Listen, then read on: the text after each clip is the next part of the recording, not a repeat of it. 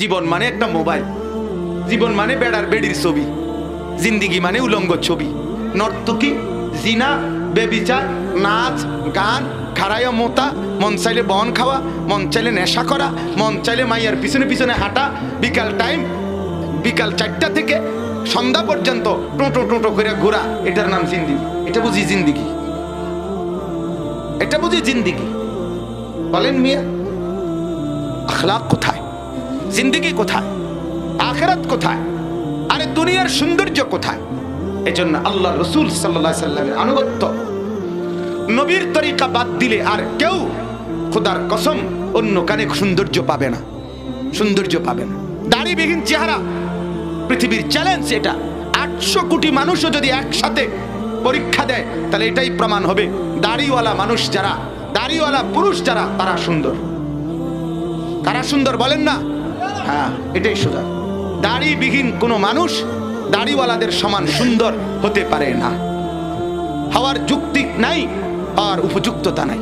আপনারা জানেন তো, একটু আগে যার নাম বললাম আপনারাও শুনছেন সবাই, 40 জন মিশরীয় সম্ভ্রান্ত উচ্চ বংশীয়া নারী, তারা একজন দাড়িওয়ালা সুন্দর যুবক তারে দেখা হাতের আঙ্গুল কাইটা ফেলছে।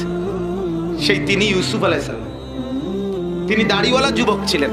তাহলে পৃথিবীর ইতিহাসে এটাই ঘটনা, গোটা পৃথিবীর ইতিহাসে এটাই ঘটনা যে দাড়িওয়ালা যুবকের সৌন্দর্য দেখে 40 জন উচ্চ বংশীয়া রাজ পরিবারের মেয়ের মহিলা আঙ্গুল কাইটা ফেলছে ছুরি দিয়া।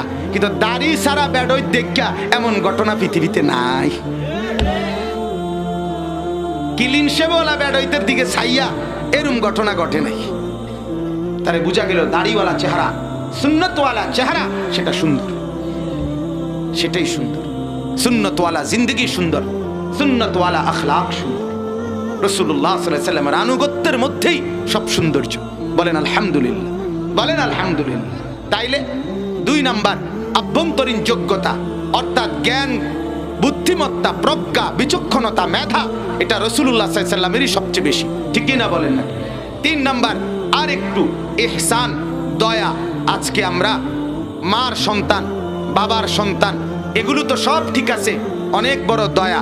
কিন্তু বলেন, আজকে যদি এই আমরা নিজেদের পরিচয় ইসলাম না পেতাম, আমরা যদি কালেমা লা ইলাহা ইল্লাল্লাহ না পেতাম, তাহলে আমাদের পরিচয় কি হতো?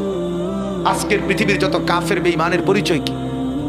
যে কাফের, যে বেঈমান, যে আল্লাহ চিনে না, আখিরাত চিনে না, পরকাল বোঝে না, আল্লাহ তো কোরআনে তাকে বলছে উলাইকা কাল আনআম, সে মূলত জানোয়ার।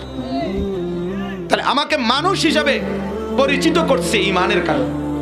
আমি মানুষ হইছি এই কারণে আমি মুমিন, আমি মুমিন। তাহলে আমার মানুষ পরিচয় ঈমানের কারণে, আর সেই পরিচয়টা পৃথিবীবাসীর কাছে পেশ করেছে আল্লাহর পক্ষ থেকে নবী সাল্লাল্লাহু আলাইহি ওয়াসাল্লাম। তাহলে এর চাইতে বড় দয়া আর কি হইতে পারে?